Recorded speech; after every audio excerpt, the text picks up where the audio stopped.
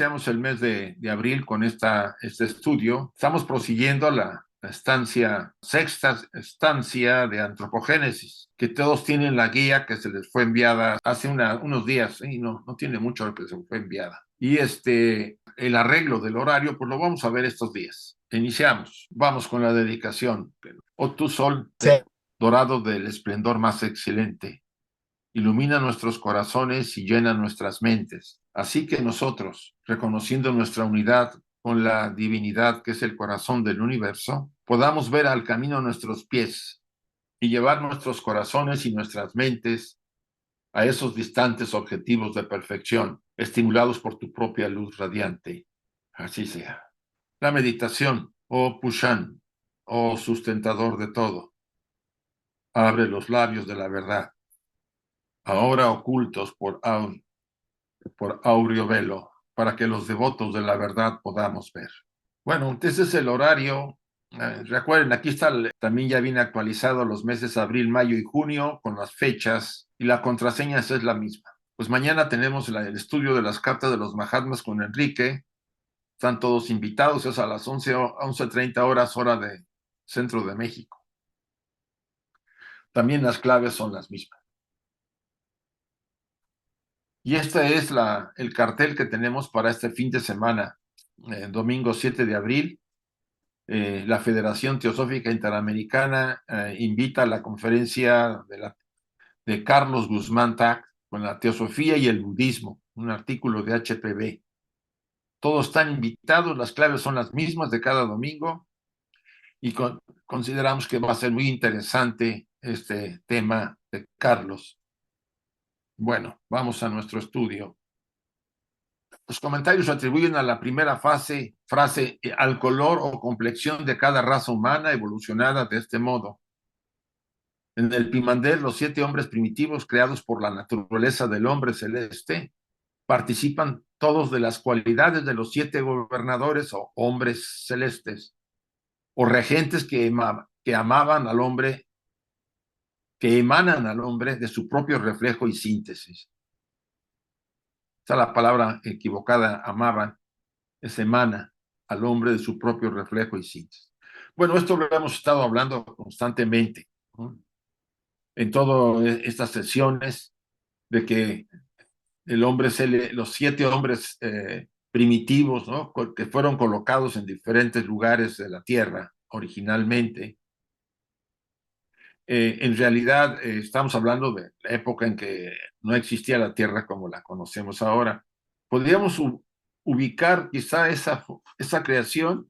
Yo no me atrevo ni a hablar de Pangea, es mucho antes, donde los seres que fueron emanados por los hombres, el hombre celeste o los 7 gobernadores, como así se les llama, y cada uno participaba del color y la complexión ¿sí? Cada grupo dependía del hombre celeste del que había amado. Hoy estamos hablando ya de los 7 rayos. Es un tema que se ha visto de repente en algún momento, y algunos han dado conferencias sobre este tema. Pero esta parte es una repetición para retomar el hilo del tema que vimos la última vez. Y aquí hay una referencia de la señora Blavatsky sobre los ases de Escandinavia. Hace una comparación de la mitología nórdica escandinava, de los regentes del mundo que precedió al nuestro, cuyo nombre significa literalmente los pilares del mundo. En lugar de ser los 7 gobernadores, se les llamaba los pilares del mundo. Sus soportes son, pues, idénticos a los cosmocratores griegos, que así se les llamaba en la tradición mítica griega, o los 7 obreros o rectores del Pimander en la tradición hermética, los 7 rishis y pitris en la India, los 7 dioses caldeos y los 7 espíritus malos, los 7 sefirots cabalísticos, sintetizados por la triada superior y hasta los 7 espíritus planetarios de los místicos cristianos. Quiere decir que en todas estas tradiciones se toca el tema de los 7 gobernadores, de los 7 pilares, los 7 rectores, que fueron los que de alguna manera emanaron a ese hombre a ese hombre en la tierra, a los 7 hombres primitivos. Escandinavos crean la tierra para que vean la semejanza de la tradición escandinava, muy interesante. Hay una obra que a ver si la tengo por ahí, ¿no? Yo a ver si la encuentro y les comento ese tema, ese título. Pero va en inglés, esa es una de las cosas que sí, se llama el Asgard and the Gods, ¿sí? Así se llama la obra. La pueden encontrar en internet, ¿sí? Asgard and the Gods. La recomienda la señora Blavatsky para hacer referencia a la mitología escandinava. Yo, de las pocas veces que me dirijo a alguna mitología, casi siempre es o es la cábala, o bueno, el centro es la tradición oculta apoyada en la enseñanza de los Upanishads y de los Puranas, ¿no? Y en algunos momentos vamos hacia la cábala, la enseñanza oculta judía, ¿no? O caldea judía, vamos a llamarlo así. Y algunas veces a la gnosis, pero pocas veces para no tener que entrar en líneas en que requeriríamos abordar la temática de una manera más amplia por el público que tenemos y que a veces no entenderían algunos de los conceptos, ¿sí? O sea, yo puedo tener referencias de la mitología egipcia y vamos a llamar, de la maya, pero no sé nada de la nórdica, y si me meto a la nórdica tengo que estar un poco más ubicado. Pero en este caso lo dejé porque Blavatsky le dedicó casi media página al tema de los dioses que crean la tierra, los mares, el firmamento y las nubes, todo el mundo visible de los restos de los gigantes asesinado Ysmir. Pero no crean al hombre, sino solo su forma, del árbol del Ask. O sea, aquí nos vuelve a decir el mismo término que en el caso de los pitris lunares cuando emanan en el primer hombre, el Linga Sharira, ¿ya? Que no pueden hacer más, porque no tienen la mente para darla. Pueden emanar el doble etérico de ellos, y es una sombra de su propio doble etérico, pero no pueden generar a un hombre completo. Sí, Odín, ¿se acuerdan de esta divinidad importante en la Escandinavia? Es quien es quien le dota de vida y alma después de que el Odur lo hubo dado sangre y huesos, y finalmente Honir es quien le proporciona la inteligencia, manas y los sentidos conscientes. Aquí ya estamos hablando de las jerarquías de los manas apurtas, de los anishvata, ¿sí? De los kumaras, que entraron, que las jerarquías solares que nos dan el prana, etcétera, etcétera, ¿no? O sea, ya es el conjunto, pero esta es la versión nórdica, ¿no? Que vale la pena, pero tendríamos que dedicarle un estudio amplio para que comprendiéramos por los nuevos términos quiénes son. Ellos tienen un árbol, como el árbol del Edén, ellos tienen un árbol en esa tradición. El árbol es el hombre mismo, por supuesto, y la serpiente que es en cada uno mora. Es el manas consciente, el eslabón que relaciona el espíritu con la materia, el cielo con la tierra. Fíjense que es interesante. Ahorita yo acabo de recibir, no digo nombres, pero comento, un sueño muy interesante que se parece muchísimo a una simbología que el doctor Jung tiene en su libro rojo en los primeros capítulos. Ahí se muestra el alma o como una paloma o como una serpiente. Ustedes dirán, ¿por qué? Porque esa es la polaridad de la fuente del alma. El alma se muestra con todo ese amor y compasión inmenso, pero también con esa parte oscura que todos llevamos. ¿Sí? La polaridad, el segundo logos, es inevitable en toda forma de este universo. Entonces, si ustedes analizan el mito que aparece, la enseñanza en clave en el Génesis, verán que había un árbol y había una serpiente, estaban los frutos del bien y del mal, ¿no?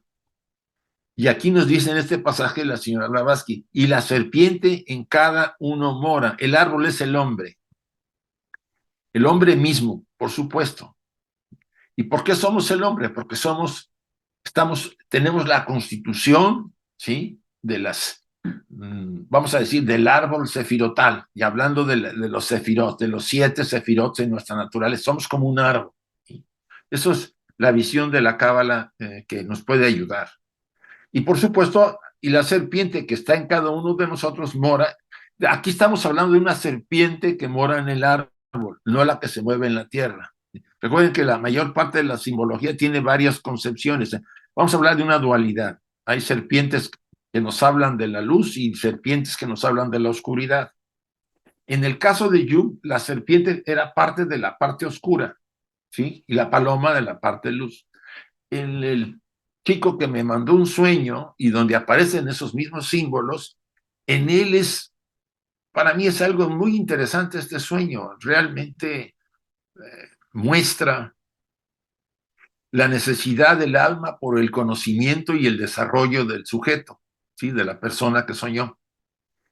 Eh, por supuesto, no doy nombres ni nada porque eso es así cuando se puede tocar un sueño que es real, ¿no? Y le demanda cuidado respecto a la relación paloma-serpiente. ¿Tienen los dos? Sí, sí. Me sorprendió porque le estuvimos dedicando cuando estudiamos el libro rojo en México, de estos símbolos que se le aparecen a Jung después de que pasa por el desierto. O sea, el desierto significaba internamente, estaba desolado sí mismo, su naturaleza interior estaba desolada. Era muy brillante en el mundo y tenía muchos éxitos, pero internamente estaba seco, sin vida, casi se puede decir. Entonces, volvemos a leer el párrafo. Dice, el árbol es el hombre mismo. Somos como un árbol, por supuesto. Y la serpiente que en cada uno mora es el manas consciente. Recuerden que ¿quién fue que intentó a Eva? Es una serpiente, que es una jerarquía que está en nosotros. Que las que nos dio los manasaputras nos dieron eso, nos activaron la mente, o entraron en algunos casos o nos activaron la mente. Lo estábamos hablando antes de iniciar el estudio. Es manas consciente, el eslabón que relaciona el espíritu con la materia. ¿Dónde está Manas? Una parte de Manas es la parte superior y la otra es la inferior, que está en la personalidad. Entonces, Manas es vamos a decir, el puente, yo no diría que sea Santa Carana, sino el medio de poder comunicarnos con lo espiritual y con el hombre animal, ¿sí? El cielo y la tierra, la mente. Eso es un tema que podría derivarse en muchas cosas. Este ejemplo que ven ustedes del árbol es también de la misma obra de los dioses escandinavos. Y lo hemos hablado, y apenas en la conferencia que abordé en las jornadas ibéricas volví a tocar el tema. Si nosotros no tuviéramos la antacarana, o sea, esa conexión de lo espiritual con el hombre animal, y estuviera fusionado los dos aspectos, no habría evolución porque seríamos espirituales desde el nacimiento, dado que no estaría separada la mente superior y la mente concreta. Dada que está separada y conectada por un canal muy pequeño, tenemos libre albedrío para cometer fechorías y también llevar a cabo acciones muy positivas. Porque ese libre albedrío me va a permitir cosechar los resultados de la siembra que he hecho, que casi siempre al principio por ignorancia serán de sufrimiento, y poco a poco iré aprendiendo para ir saliendo de esa ignorancia. En todas partes es lo mismo.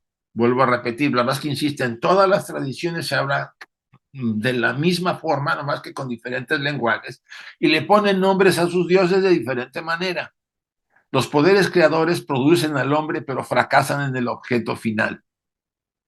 Es obvio que cuando los Pitris Barishats o Pitris lunares, los padres lunares, nos dieron el doble, no podían, lo dice bien ahí, no podían darnos la mente porque no la poseían. Y simbólicamente es un fracaso, ¿sí? El que no hayan podido completar al hombre.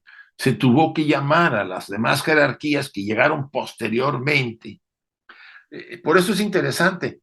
Eh, Primero se trató de formar al hombre material, se puede decir, porque nos dan el Linga Sharira para formar a un cuerpo etérico, pero al final era un cuerpo. Y después viene la mente para ocupar su lugar.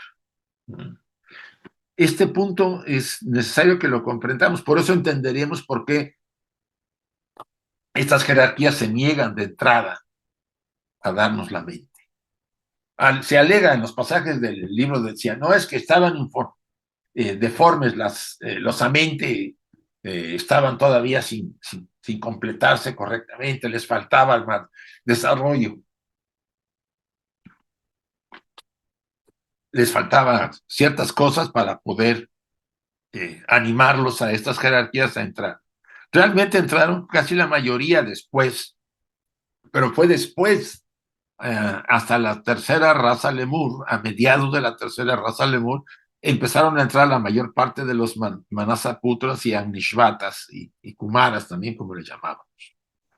Alguna se quedó por ahí atrasado, no quiero entrar ahí, porque eso es un tema que hay que abordarlo, y entró hasta principios de la cuarta raza raíz, Atlante. Pero eso generó un problema muy grave, se puede decirlo así.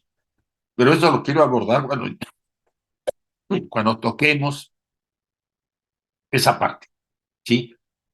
Porque hay un pasaje en el libro de Tzian que toca el tema de la jerarquía o jerarquías, ¿no? Porque era una parte de las jerarquías, una jerarquía, la que no quiso activar la mente a a los amente humanos, que no teníamos mente, y se esperaron hasta principios de la cuarta, porque lo veían muy primitiva la forma, ¿no? Es lo que alega ahí el comentario. Dice, todos estos logos se esfuerzan en dotar al hombre del espíritu consciente inmortal. Todos los que hablamos, los escandinavos, los griegos, ¿no? Los herméticos, los caldeos, en todos lados hay ese tema de dar en la creación, en la formación del hombre, el espíritu consciente inmortal, que solo se refleja en la mente humana. Sin mente no somos autoconscientes y no somos seres humanos. Podemos ser seres divinos, pero no humanos, porque tendremos la mónada y tendremos un traje. Supongo que no hubieran dado los Anishvata ni Masanasa Putra, nos hubieran dado la mente. ¿Cómo estaríamos? La mente es casi a nivel animal.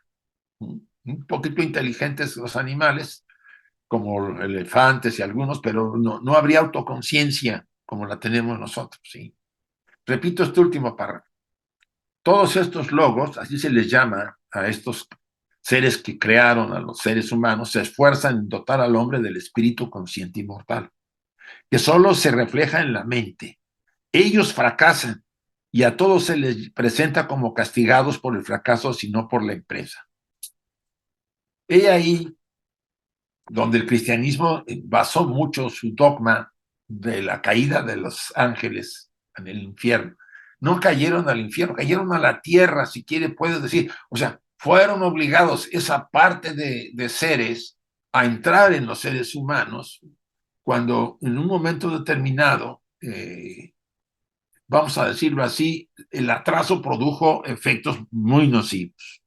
En este sentido no hay mucho detalle, pero podemos decirlo así. Sintetizando, una parte de de las, de los seres que formaban la tercera raza de Lemur en la primera subraza, segunda y tercera, se puede decir que la gran parte de ellos, no todos, pero la gran parte de esas mónadas con un vehículo etérico recibieron el chispazo y la activación de la mente. Vamos a dejarlo así. Diferentes maneras, porque los que nos estaban activando la mente tampoco eran maduros todos iguales. Por eso la variedad que acabábamos de mencionar de los diferentes estados de conciencia de los seres humanos. Y además después se agrega el uso que hayamos hecho de esa mente, de esa inteligencia, de esas capacidades, a través de miles de años hasta llegar hasta esta época, la quinta raza eh, de la cuarta ronda, vamos a llamarlo. No, vamos a decirlo así. Sí, salimos de la etapa emocional cámica y estamos en la etapa mental. Estamos haciendo la mente de camas, ¿no? Ya lo habíamos hablado, ¿no? Todavía para hacer la mente, tendremos que ir a la siguiente ronda, al quinto globo, y ahí es donde se lleva a desarrollar la mente completa. ¿De qué clase de castigo se habla? Una sentencia de prisión en la región inferior, o sea, dentro de los seres humanos, la cual es nuestra tierra, la más baja de su cadena. Una eternidad que significa la duración de un ciclo de vida en las tinieblas de la materia o dentro del hombre animal. Aquí podríamos hablar de varias cosas, pero para dejar claro esta parte, una gran parte de estas jerarquías invitados por la ley kármica fueron obligados a estar en nosotros, a activarnos, a convivir con nosotros, incluso en las primeras fases del reino, eh, tanto lemur, supongo en la parte final de los lemures, a los atlantes nos gobernaron, fueron los grandes reyes divinos que estuvieron en la tierra, y después se tuvieron que ir cuando los atlantes fueron destruidos. Retornaron en las primeras fases de la raza, de la quinta raza, y estuvieron gobernando. Por ejemplo, en Egipto se habla de 35.000 años de ser Egipto gobernado por las jerarquías semidivinas, ¿no? O divinas humanas, para decirlo así, encarnaban en seres humanos. Todo esto nos habla de una interesante etapa del desarrollo del ser humano. Y vuelvo a decir, a repetir, ¿de qué clase de castigo? Pues el estar dentro de nosotros es un castigo para ellos, porque van a estar sometidos a la etapa, como dicen, una sentencia de prisión en la región inferior. En la región inferior, acuérdense, estamos en el último, no en el último, en el séptimo, el séptimo plano, el plano más material, donde hay otros abajo, pero no estamos hablando de eso, ¿sí? La cual es nuestra Tierra, la más baja de la cadena, el globo terrestre. Eso puede parecer, como dice acá, una eternidad, que significa la duración de un ciclo de vida. Un ciclo de vida para mí puede estar ligado a una cadena o a una ronda, si podemos llamarlo así, en las tinieblas de la materia o dentro del hombre animal. Esa parte habría que retomarla con más calma. Esta declaración en las tinieblas de la materia. Por supuesto, estamos hablando de diferentes niveles de formas donde estas jerarquías estuvieron activando los principios, ¿no? De esas formas, vamos a dejarlo así, incluyendo los planos inferiores al plano terrestre, ¿no? A los planos de los elementales, que hay 3 niveles, creo. Son 7, pero se habla de 3 niveles. Así, el hombre fue transformado en las tinieblas de un infierno material. Estamos en el infierno, dice mucho algunos pasajes que la señora Blavatsky nos dice. Aquí es donde a donde vivimos, es casi un infierno, ¿no? Tenemos que andar buscando otro. Su conciencia divina, producida por el principio que en él moraba, el manasa o el deva encarnado, todo depende, o estaba el activado el principio o estaba el deva, se convirtió en las llamas ardientes de la región infernal y nuestro globo en el infierno. ¿Por qué? Piensa. ¿Quién ha armado todo este lío desde la época de los atlantes? ¿Quién ha generado destrucción, muerte, guerras, no solo entre los atlantes, para los que tuvieron que casi destruir ese continente, sino entre nosotros, la mente? el mal uso de la mente. Como dice la señora Blavatsky, el demonio es la mente, esa parte de nosotros que nos llega a poseer y a dirigir nuestras vidas porque le hemos permitido a esos pensamientos adueñarse de mi voluntad. Te lo dice ahí en La Voz del Silencio, ¿no? Que cuidemos, los estudiantes, ese aspecto que está en nosotros. Necesario, sí, porque estamos en un universo dual, pero es muy importante que pongamos atención a esa parte y por eso el consejo de autoconocimiento, conocernos, es importantísimo. Sigo con el pasaje. El fruto del árbol del conocimiento fueron denunciados como el fruto prohibido y a la serpiente de la sabiduría, la voz de la razón y de la conciencia, permaneció identificada durante edades con el ángel caído, o sea, o el cual en el antiguo dragón, el demonio. Entonces, a quien nos dio la conciencia, la razón y de la conciencia, lo calificó la iglesia de demonio en el Líceto. O sea, si no comemos de ese árbol, simbólicamente, si no los manasaputras no nos activan o no entran en algunos casos, ¿cómo estaríamos sin la mente? Imagínense ustedes a un bebé, un niño no, pues ya hasta los niños ya de 8 o 1 año ya tienen más o menos ciertas cosas. Pues piensen en un niño de 8 años, de 1 año, así estaríamos, ya mayores de 40, con 40, 45 años, con una conciencia de un niño de 1 año. Ve que hay algunas personas que tienen retraso mental, ¿vale? Pues peor que eso, no habría, no habría desarrollo porque la mente unas jerarquías ahí en la cámara decían, no, no, ya van a ser como nosotros, ten cuidado, como que no les gustaba que tuviéramos la mente. Hay toda una mitología atrás de ese tema. También otros no podían darnos, los Pitris Varishas no podían dar la mente, podían dar el doble etérico, el Linga Sharira, ¿sí? Pero no podían dar lo otro. Tuvieron que venir otras jerarquías y hay un pasaje que vamos a ver con más calma en la siguiente sesión, donde se le pide completar al hombre y la mayor parte de las jerarquías que estaban en ese momento no podían porque no tenían el fuego de la mente. ¿Acuerdas el mito griego, ¿no? De Prometeo, el que roba el fuego de la mente a los dioses para dárselo al hombre. Nos hizo el titán, nos hizo verdaderamente autoconscientes, simbólicamente. Entonces vuelvo a repetir, el fruto del árbol del conocimiento, por eso distinguimos entre la luz y la oscuridad, entre el bien y el mal, fueron denunciados como el fruto prohibido. ¿Por quiénes? Pues por las iglesias, la iglesia en esta etapa. Yo una vez discutí con un sacerdote y yo le decía, pero perdóname, ¿qué puede pasar si no hubiéramos tenido comido de ese árbol? ¿Cómo estaríamos?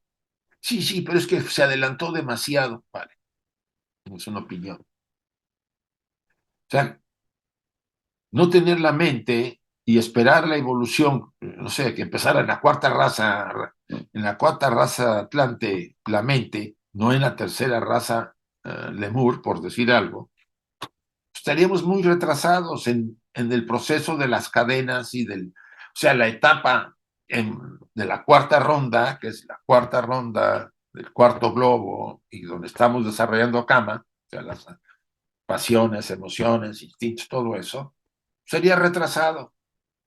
¿Por qué? Porque se retrasó la entrada de la mente hasta la cuarta ronda. Si ya en el caso de los Manasaputras,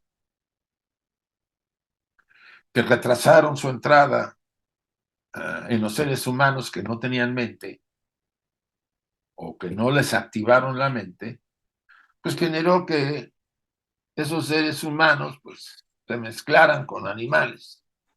¿Sí? Es lo que vamos a ver en un pasaje que habla bien de eso. Y que el fruto de esa relación pues son los seres muy parecidos a esos semimonos que viven de color rojo, las pieles, ¿no? Muy grandes, que viven en Borneo y creo que en esa parte de África, ¿no? De la isla esta que ahorita están cortando mucho sus árboles, ¿no? Es lo que dice la enseñanza, porque se retrasó el activar la mente a esos seres, y esos seres sin mente vieron a los animales copular y lo hicieron entre ellos y con los animales. Pero bueno, este detalle lo daremos más adelante. Lo mismo sucede con los demás símbolos elevados, incluso hablando de la suástica. Es un tema complicado en el sentido de que hay un prejuicio sobre el símbolo de la suástica. Miren, aquí hay una foto de un templo en Egipto, en la India, que tiene en la entrada los símbolos de la suástica. Tiene dos direcciones, ¿no? Ahí están viendo en la dirección contraria, pero también se mueve en la dirección del lado derecho, es la dirección según las manecillas del reloj, y del lado izquierdo en contra. Dice, lo mismo sucede con los demás símbolos elevados. La suástica es el símbolo más sagrado y el místico de la India, la cruz jaina, como la llamaban ahora los masones, a pesar de su relación directa y hasta de su identidad con la cruz cristiana. Ha sido deshonrada desde el mismo modo. Quiten ustedes a la suástica los brazos, los que van en forma horizontal y vertical, nomás queda la cruz. La cruz ha sido un símbolo siempre muy antiguo, no es de los cristianos, viene desde las épocas. Yo recuerdo una cruz que he visto eh, en la pirámide esta de Maya, del árbol, hay una cruz, ¿no? Donde está sentado en la base de la cruz un ser, ¿no? Un dios maya probablemente, o un rey maya, y la cruz se ve como la base de su nacimiento, ¿no? De su generación. Es una manera de ver. Pero ¿qué pasó? Que a nuestros queridos amigos no, conocidos de Alemania la tomaron, el señor Hitler la tomó como símbolo, las suásticas, o símbolo del nacionalsocialismo, y ahí creó un prejuicio muy grande. Dice, qué tiene Satán que ver con este símbolo altamente metafísico? La suástica es el símbolo más filosóficamente científico de todos, como también del más comprensible. Aquí vean una suástica compuesta, ¿sí? Si fijan ustedes los brazos, ¿sí? Cómo van girando. Tiene varios significados, pero uno de los más interesantes que se mueve es como los brazos de la galaxia que se está moviendo, ¿no? Las fuerzas que se mueven. ¿Por qué tiene que ver Satán, Lucifer, etcétera, con esto? Ustedes ven una línea horizontal y una vertical. La línea horizontal es masculina y la línea vertical es femenina. O podemos hablar del espíritu y la tierra. La caída del espíritu en la tierra, ¿sí? Y después su ascenso por los movimientos que se tienen. Entonces, esta parte es importante. Entonces, ¿qué le pasó a esas jerarquías? No, hablar de Lucifer, no es que Satán, no me gusta la palabrita, pero bueno, tiene lo suyo. Acuérdense que fue el ser más elevado, emanado de la fuente, ¿sí? Y que estaba destinado a gobernar los mundos más materiales, ¿sí? Los mundos inferiores, para quitarnos de encima toda esa ideología para mí equivocada de considerarlo el símbolo del mal. No acabamos de entender que la materia y el espíritu son en esencia lo mismo, porque emanan de la misma fuente. La diferencia entre los dos es que uno vibra más sutil y el otro más denso. Esa es la gran diferencia. Es el resumen en unas pocas líneas de toda la obra de la creación, o sea, la suástica, ¿no? Fíjense que aquí está en un templo, creo que sí es Shinto o budista en Japón, o de la evolución, que debiera más bien decirse, es el movimiento de evolutivo, desde la cosmogonía hasta la antropogonía, desde el parabrahman indivisible, desconocido, a la humilde moneda de la ciencia materialista, cuyo génesis es tan desconocido a esa ciencia como lo es el de la deidad absoluta misma. Es el símbolo de la deidad, de la fuente, vamos a llamarla así, desde ya una manifestación en este universo finito, ¿sí? La suástica se ve a la cabeza de los símbolos religiosos y de toda la nación antigua. Es más, la tenemos en la parte del emblema de la sociedad teosófica. Yo aquí me traté de encontrar símbolos de la suástica. Mira, vean aquí arriba a la izquierda, hay varios en las jarras griegas, ¿sí? Miren, acá está otro, aquí en el mito de la muerte de este héroe que mata al Minotauro. Vean, aquí está la suástica en la parte derecha, ya se fija. Está también en estos jarrones de diferentes tradiciones. Está en la moneda hasta que se ve aquí atrás y se ve en otros monumentos de diferente, en la India, muchísimo en la India, en el Oriente, en el Medio Oriente, etcétera, etcétera. O sea, fue un símbolo que se le ocurrió aquí al señor del nacionalsocialismo y hacerlo su emblema. Pero bueno, haciendo a un lado ese prejuicio, miren, me encontré esta imagen que la representa perfecto. Imagínense la galaxia girando, ¿sí? Los brazos que tiene se parecen mucho a la cruz, a la suástica. Dice, en la obra macrocósmica, el martillo de la creación, así se le llama, con sus 4 brazos y vueltos en ángulos rectos, se refiere al continuo movimiento y evolución del cosmos invisible de las fuerzas. O sea, no solamente el cosmos visible, sino el invisible, que está atrás de todo. Todo está en movimiento siempre. Nada se está. Recuerden que el universo se está expandiendo y se están formando nuevas galaxias o destruyéndose algunas, apareciendo nuevas estrellas, desapareciendo otras, etc. En la del cosmos manifestado, vean aquí en esta jarra griega antigua, los símbolos de la suástica, y de nuestra Tierra indica la rotación de los ejes del mundo, sus cinturones ecuatoriales en los ciclos del tiempo, las 2 líneas que forman la suástica significan el espíritu y la materia de la que acabamos de hablar, y los 4 garfios indican el movimiento de los ciclos evolutivos, los brazos, los garfios. ¿Se acuerdan cuando hablamos alguna vez del cristianismo de la Pascua? Bueno, ahorita que estamos en esto de la Pascua, la crucifixión de el Cristo, ¿no? Y a los lados a Barrabás y al otro que estaba por ahí.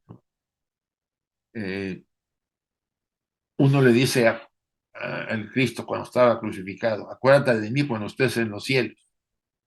En cambio el otro le decía, a ver si tú eres, no sé, eres de hijo de Dios, a ver, bájate y ya, no tienes nada, no eres nadie. O sea, nuevamente estaba ¿qué? La polaridad de los dos. Y en medio estaba la síntesis de esa polaridad. En medio del sufrimiento de la mente superior, de la conciencia crística, que está sometido a las experiencias negativas y positivas que el hombre, que la personalidad lleva a cabo en este plano. No puedes evadirse la mente superior de las experiencias dolorosas o de la siembra kármica que va a recibir también. Porque quizá no pudo influir en nosotros para evitar esa confrontación y esa lucha entre estas dos polaridades. Se puede decir que casi manifestándose más la oscuridad que la luz. Entonces, el espíritu y la materia, en ella estamos ustedes y yo crucificados, somos la relación de los dos. ¿Sí? La parte superior espiritual trata de que la materia se equilibre. También le hemos llamado lo masculino y lo femenino, la luz y la oscuridad, ¿no? O sea, todo eso nos rodea y el símbolo de la suástica tiene una gran relación con esa simbología, además de tener significados más profundos, ¿no? Bien, hemos llegado hasta acá, perfecto. Vamos a abrirlo por si hay preguntas, vamos a ver si hay alguna pregunta. A ver, Salomón, ya se me hacía que no te veía, Salomón. Ya pude abrirlo. Como siempre, Isaac, muchas gracias por tu ayuda. Oye, en el escrito que nos mandaste, dice, el aliento necesitaba un espejo de su Ajá, cuerpo. sí, Nosotros le dimos el nuestro. sí. ¿A qué se refiere el espejo? Porque siempre he tratado de encontrar el por qué, pero no he entendido bien. Bueno, te aclaro que esa parte yo la agregué, pero viene en la siguiente conferencia bueno, el siguiente estudio que tendremos el lunes 8 de abril. Pero tiene que ver, el aliento es la nepesh, la vida, Sí. que esa parte, esa jerarquía nos da la vida, pero no puede darnos la mente. ¿Me comprende? Oh, ¿Sí? O sea, todas las jerarquías que fueron llamadas a, a formar al ser humano, a la constitución del ser humano, tenían diferentes funciones para formar los 7 principios que tenemos. ¿Sí? sí. Pero algunas no podían, como decían, ese es lo que se llamó fracaso que vimos ahorita, podían darle el linga sharira, el doble etérico, para formar el cuerpo material etérico. Sí, etérico, pero no podían dar la mente.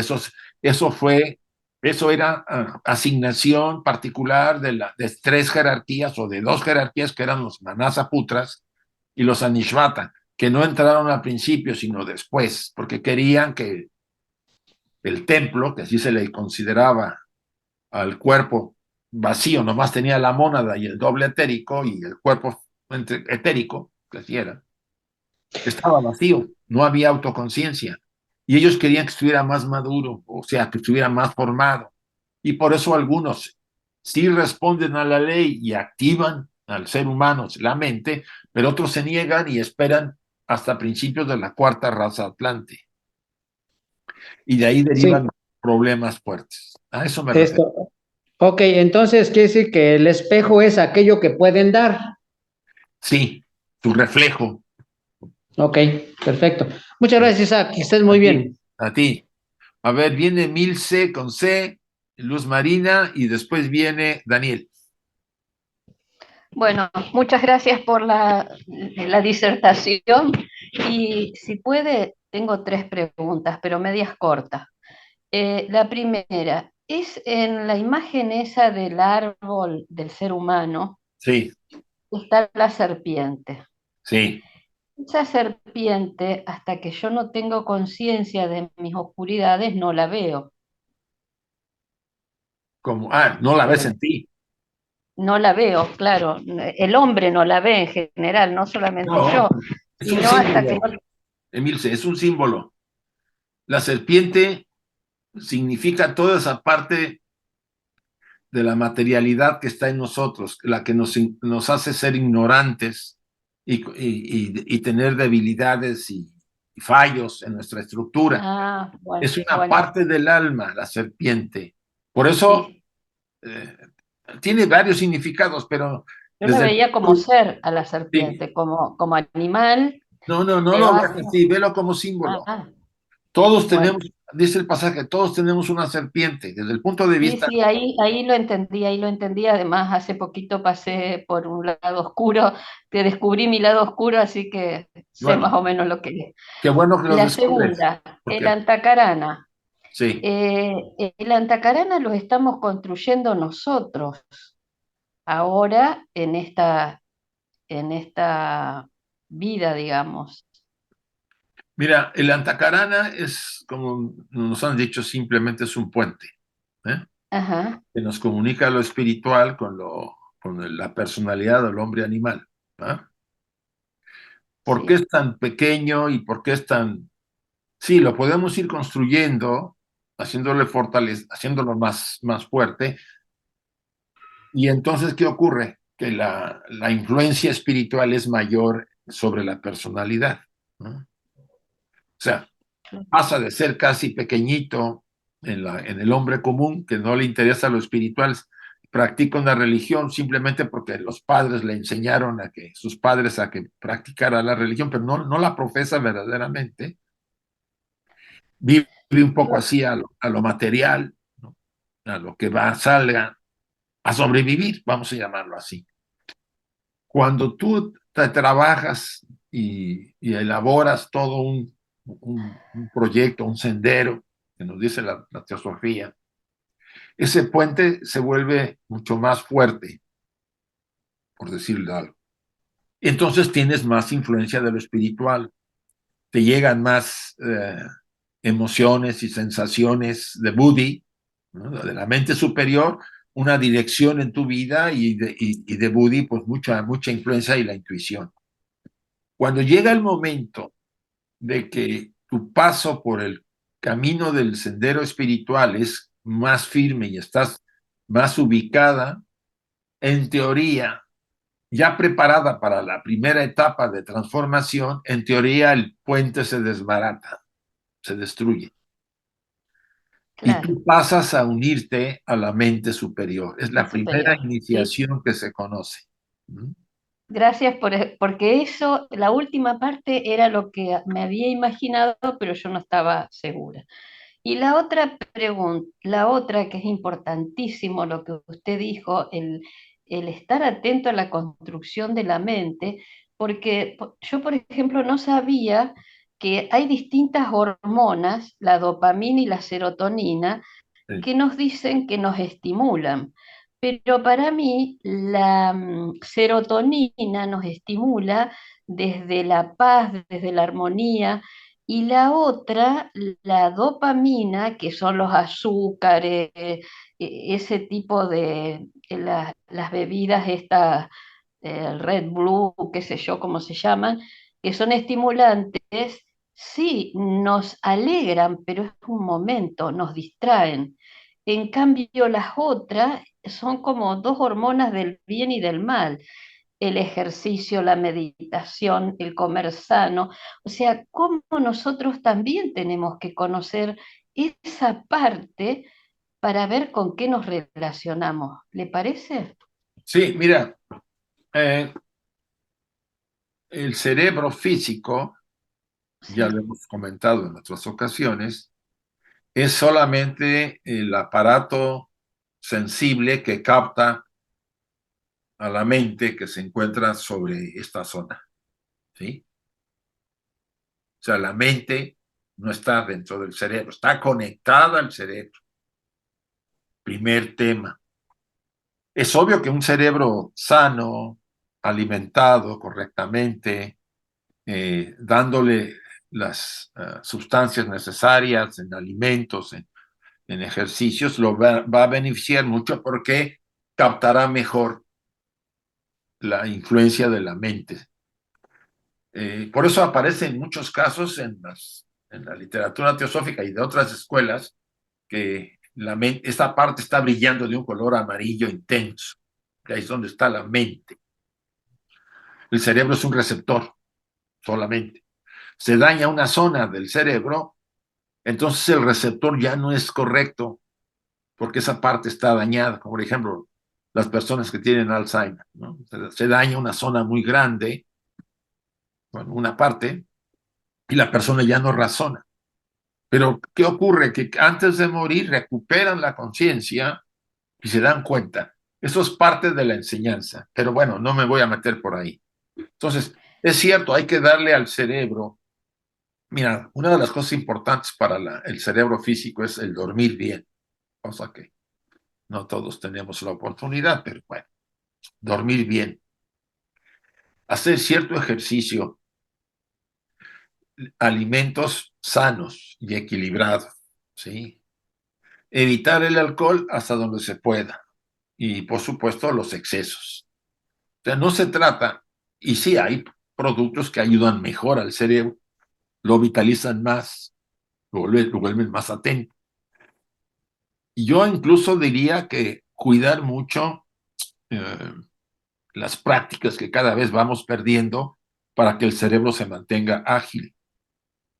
El uso mucho del teléfono que tenemos, que nos inhibe de compartir, de hablar, de estudiar, porque estamos ahí pegados todo el tiempo, están ahí, hay artículos que hablan de que hay una atrofia con el tiempo en las generaciones futuras de partes del cerebro porque no las usamos, porque tenemos ahí el teléfono que hace todo. La recomendación es que tenemos que cuidarlo, como todo el cuerpo, pero que la verdadera mente, o sea, la verdadera conciencia está sobre el cuerpo físico.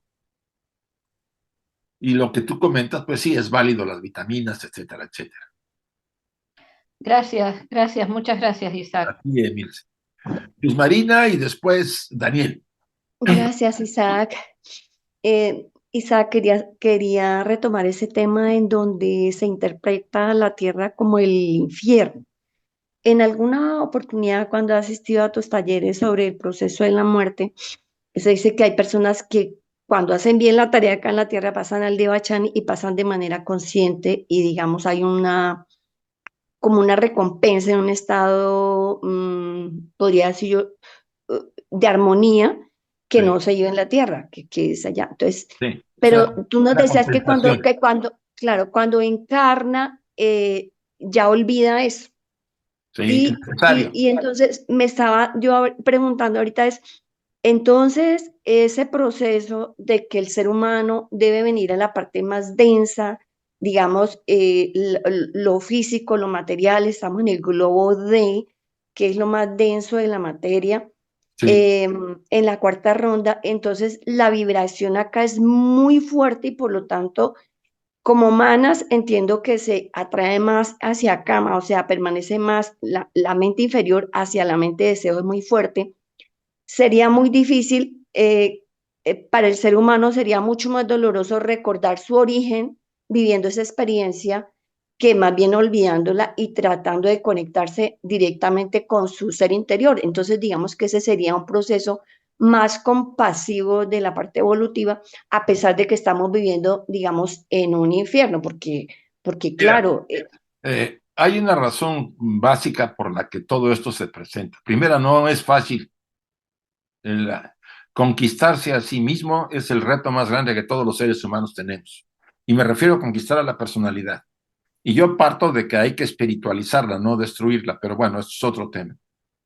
ajá, Yo he estado insistiendo en las conferencias que dimos ahorita en las jornadas, que somos seres superiores espiritualmente viviendo una experiencia humana. Eso cambia muchísimo las cosas. Repito, somos seres espirituales viviendo una experiencia humana. ¿Qué me deja la experiencia humana? Aprendizaje, superación, crecimiento. Solamente en este plano, que es el mundo de las causas, puedo yo avanzar. En los planos sutiles, los mundos de efectos, es lento, muy lento el avance. Solamente ujú. aquí es donde yo me ilumino, me realizo y alcanzo los niveles que puedo alcanzar. Por eso estamos viniendo para ir superando la, la ignorancia que tenemos en del no conocernos, sino ir superando esos obstáculos. A mí me da siempre una pauta el tema del Dante en la Divina Comedia, ¿no? Y que lo repetí. Dice, para subir al cielo, primero hay que bajar a tu infierno. ¿Y dónde está nuestro infierno?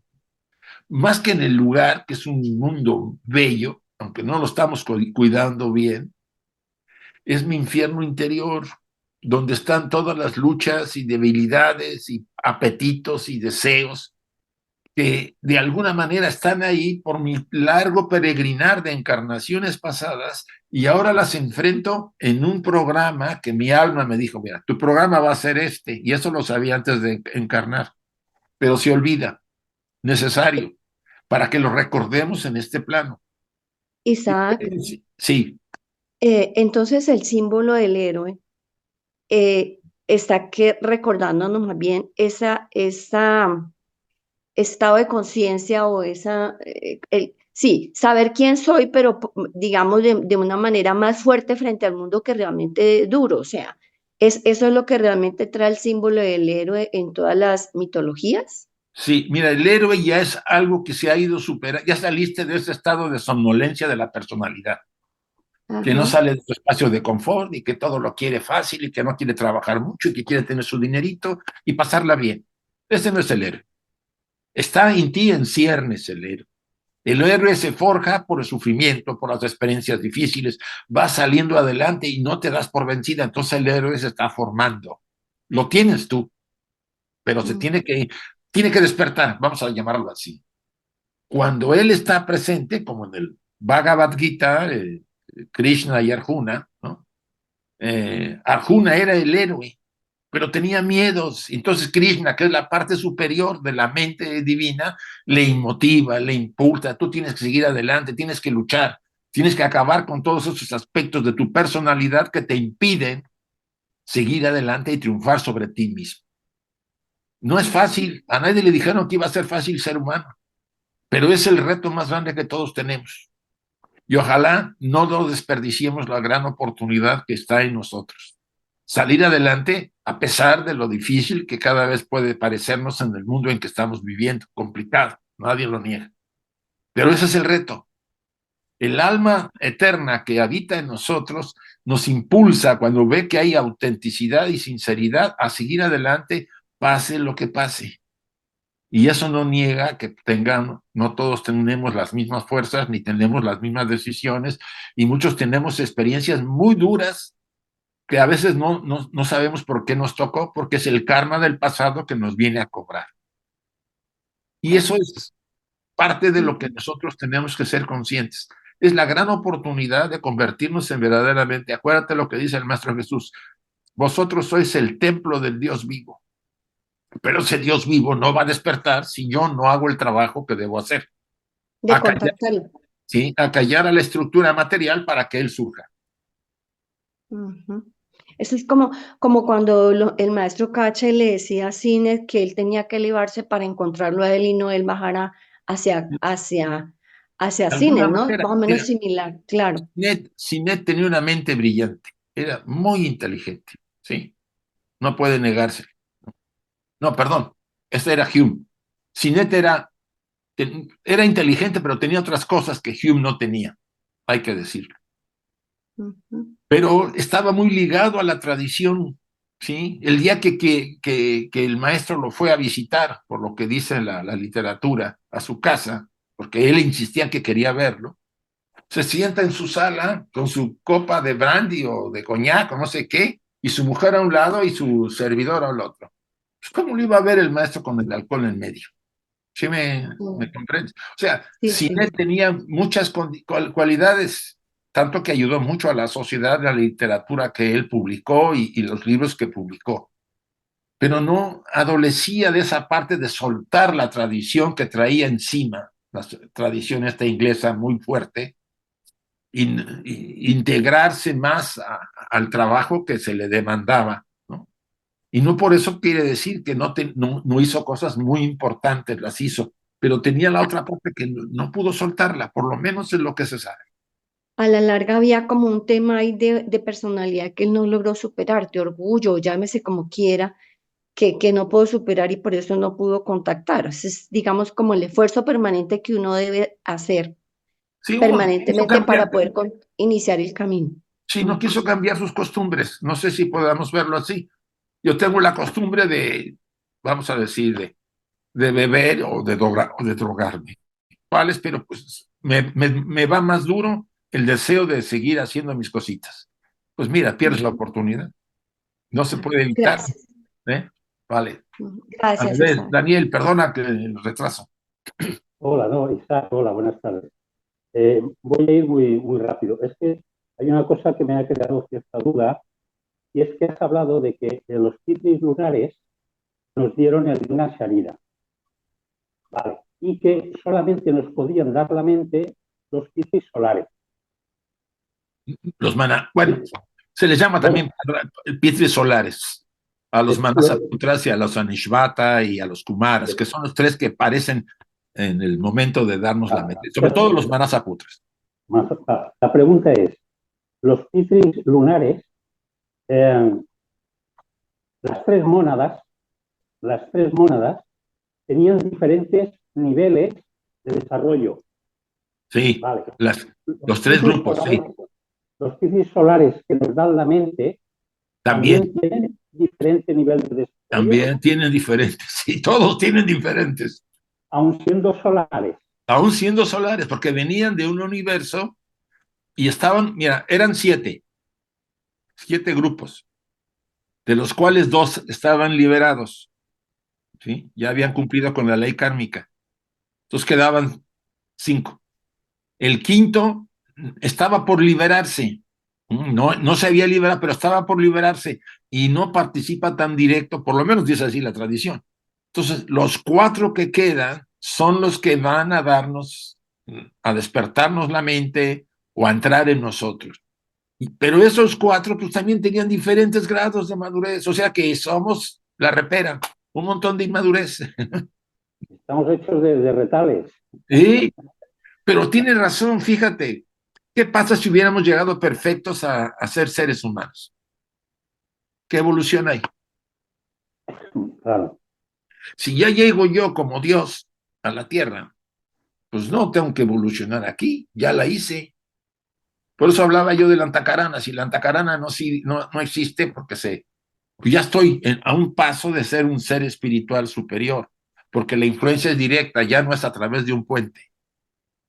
Ese es el gran misterio que nosotros, bueno, misterio entre comillas, que la enseñanza oculta te la trata de explicar y que vale mucho analizar, ¿sí? Porque eso es lo que nos hace a los seres humanos, que somos una de las humanidades completas de esta galaxia, vamos a llamarlo así, que no deberíamos desperdiciar la oportunidad de lograr hasta donde podamos y con nuestro ritmo el paso en el campo espiritual porque estamos llenos de compromisos, porque tenemos familia, por lo que quieras, pero no desperdiciar la oportunidad es el gran paso que hay que dar. Y seguir adelante, a pesar de las dificultades que estamos viendo en el mundo, no importa, hay que ir adelante. Eso Muy sería bien. la recomendación. Muy bien, muchas gracias, como A siempre. ti, Daniel. Adiós. ¿Les parece que repitamos nuestra invocación, muchachos? A ver, cerremos nuestros ojos un momento. Repitamos las frases. Oh vida oculta que vibras en cada átomo. Oh luz oculta que brillas en cada criatura. Oh amor oculto que todo lo abarcas en la unidad. Que cada ser que se sienta uno contigo sepa que es uno con todo lo demás. Pues muchas gracias a todos, muchachos.